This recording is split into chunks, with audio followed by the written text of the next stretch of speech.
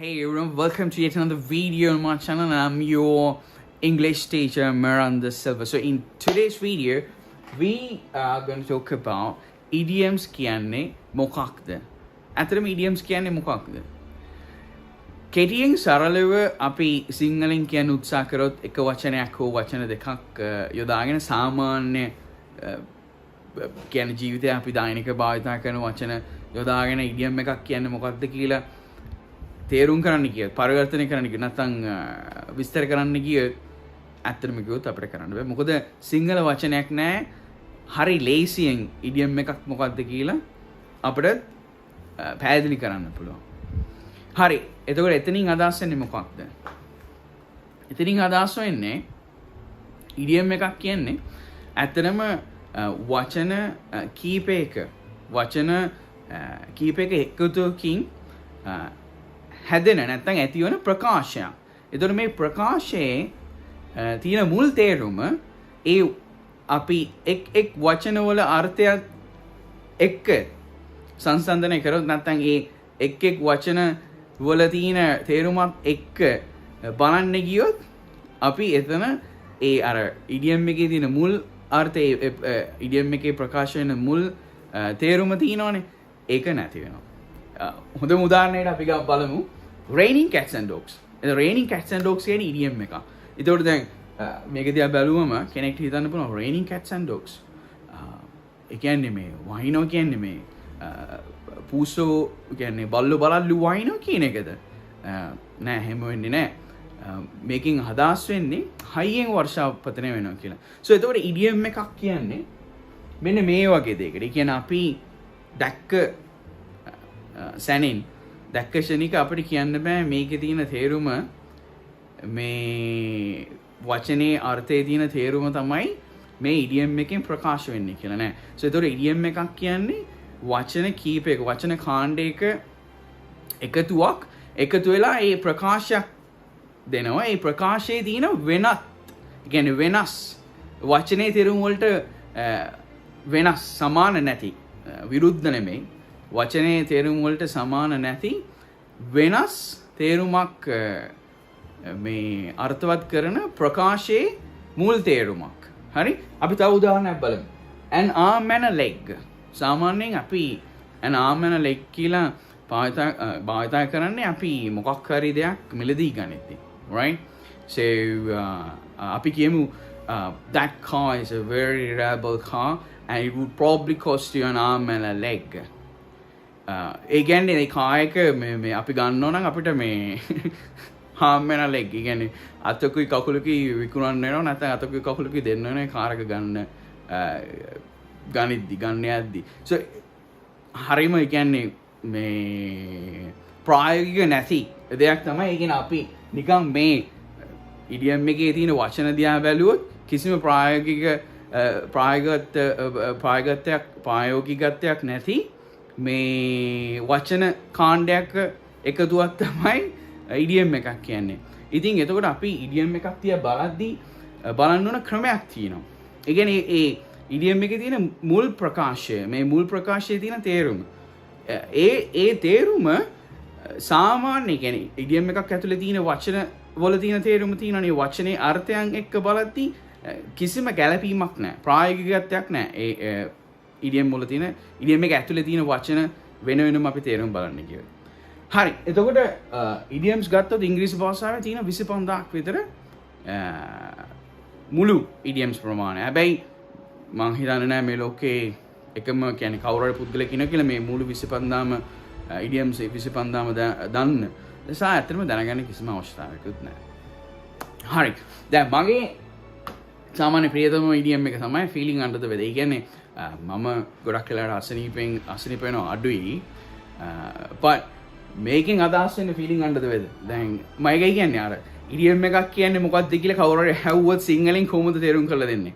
සාමාන්‍ය අපි දෛනික ජීවිතේ සරල වචන භාවිතා කළා කොහොමද අපි සිංහලෙන් ඉඩියම් එකක් කියලා තේරුම් කරලා දෙන්නේ? තේරුම් කරලා දෙන්න බෑ. මොකද කිව්වොත් සිංහලෙන් තේරුම් කරලා දෙන්න සරල වචනයක් නැති තරම්. ඇත්තටම නෑ. ඉඩියම් එකක් කියන්නේ මොකක්ද කියලා සිංහලෙන් අපිට එක වචනයක් වචන දෙකක් භාවිත කළාම කියන්නේ සරල වචන. නැත්තම් මේ ගොඩක් ලොකු මේ බර වචන තියෙනවා මේ ඉඩියම් එක කියන්නේ මොකක්ද කියලා සිංහලෙන් තේරුම් කරලා දෙන්න කිය. So එතකොට feeling under the weather කියන්නේ ඒක ඉඩියම් එකක්. මොකක්ද මේකෙන් අදහස් වෙන්නේ? ඒ කියන්නේ කාට හරි සනීප නැත්තම්, තමන් සනීප නැත්තම්, එහෙම නැත්තම් තමන්ගේ යාළුවාට අම්මට කාට හරි අසනීප නම් he's feeling under the weather. My mom is feeling under the weather. I'm feeling under the weather. My wife is feeling under the weather. So ඒ කියන්නේ සනීප නැහැ කියන එක. Right? ඉඩියම් එකක් භාවිතා කරලා අපිට ලස්සනට උත්තර දෙන්න පුළුවන්.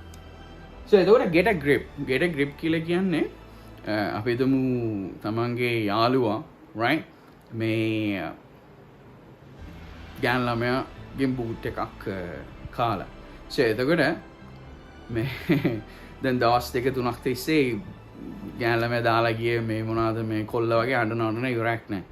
Right? So එතකොට මේ ඔයාට කියන්න පුළුවන් මේ get a grip of yourself. She's left for good and she left you for somebody better. So just move on. කියලා get a grip කියලා අපිට එහෙම කියන්න පුළුවන්. Again, I need to get a grip of myself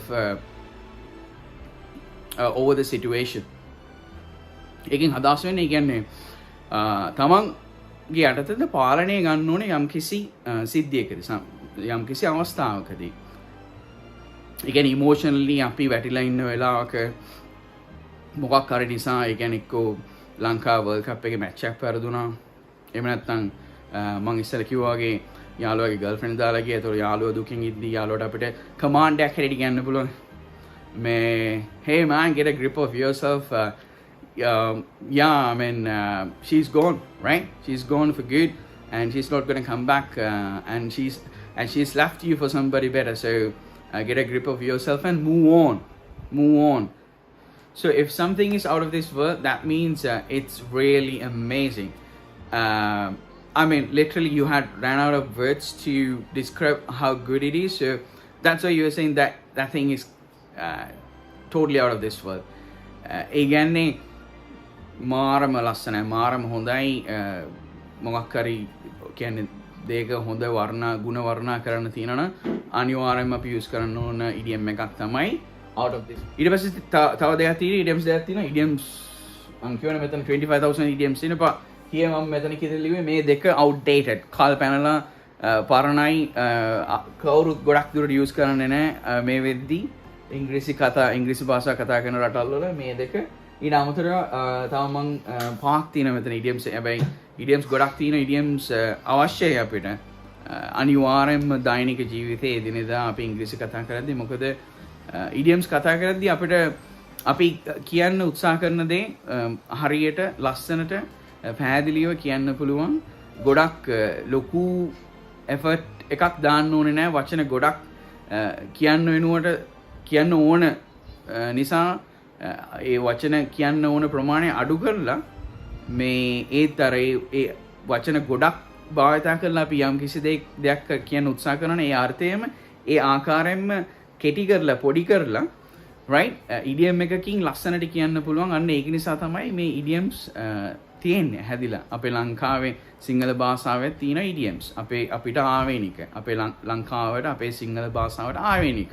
ඒ වගේ හැම භාෂාවටම ආවේනිකව ඉඩියම්ස් තියෙනවා. So එතකොට ඊට පස්සේ තව දෙකක් තියෙනවා. Blew me away, I couldn't care less. So blew me away කියන අතරම මේක ඇල verb එකේ third form එක past participle එක blew me away. Usually if something blows you away, that means that's really amazing. That something is really amazing. Most likely it's going to be, let's say, a song, okay, or a movie, or a concert or a performance of some sorts, right?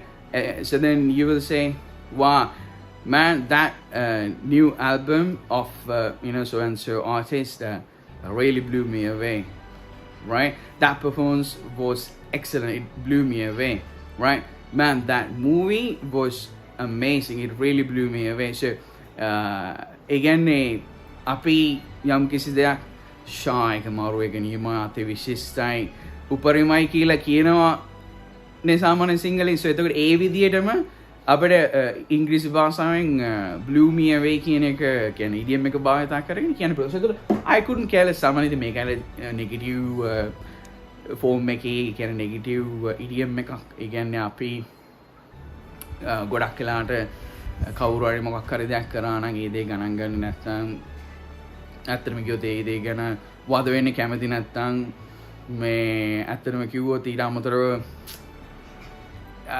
ගණන් ගන්නෙම නෑ. ඒ කියන්නේ මට නිකන් එපා කතා කරන්නත් කැමති නැති නිකන් උනේ නෑ වගේ ඉන්න උත්සාහ කරන අවස්ථාවක right තමයි අපි භාවිත කරන I couldn't care less කියලා. So අපි හිතමුකෝ මොකක් හරි උදාහරණයකට මේ යාළුවෙක් ඇවිල්ලා කියනවා මේ මාෂම් මාර වැඩේ උනේ දන්නවද